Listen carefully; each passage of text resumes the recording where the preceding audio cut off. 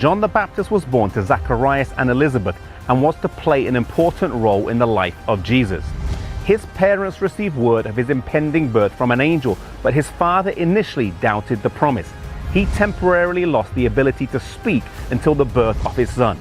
John the Baptist was born during a time of tremendous upheaval in Israel, where there had been strong tension with their Roman rulers, and the spiritual state of Israel was in dire straits. John was called to be a reformer.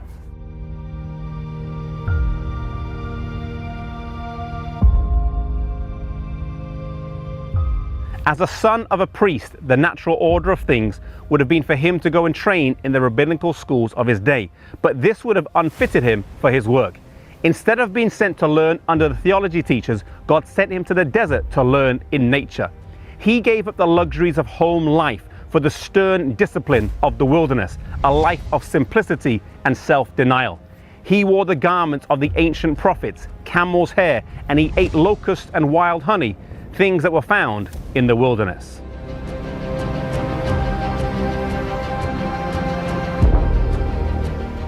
In the 1st century AD, there was a group of people living in Qumran called the Essenes. They were a sect of Jews who lived a very strict and solitary life.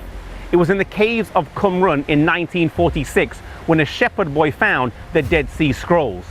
Even though there is no hard evidence to suggest that John the Baptist was an Essene, there are some similarities between his life and their lifestyle, and it's likely, though not proven, that he came in contact with them.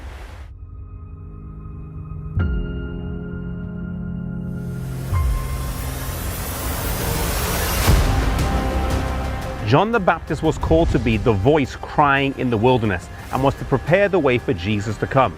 John the Baptist called the nation to repentance at a time when they needed it most and practiced his baptisms here in the River Jordan.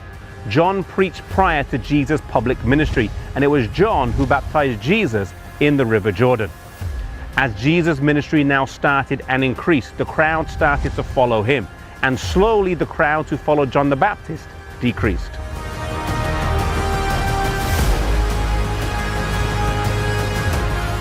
John's disciples, though, were jealous at this situation and came to him, but he gave no ear to their complaints or had sympathy with their dissatisfaction.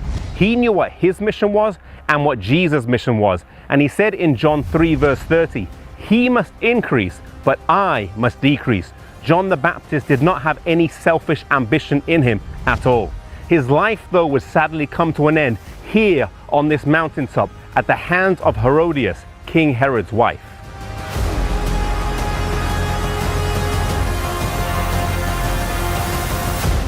He had rebuked the king for taking his brother Philip's wife. Herodias was thus very resentful of him and wanted him killed, but Herod feared the people and would not harm him. One night she threw a party for him, and her daughter Salome danced before him. With a mind clouded by alcohol, he promised he would give her whatever she asked. She went and asked her mother, and her mother said the head of John the Baptist on a platter. It was thus that the life of one of the greatest prophets came to an end. It was here, in the fortress of Herod, where this sad story took place.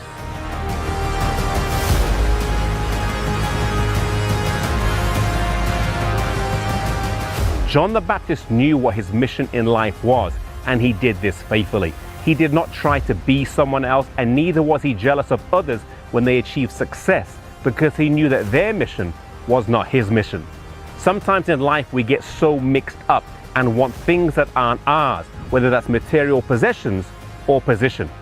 May we have confidence in our sense of identity in Jesus Christ and a sense of assurance of who we are in him.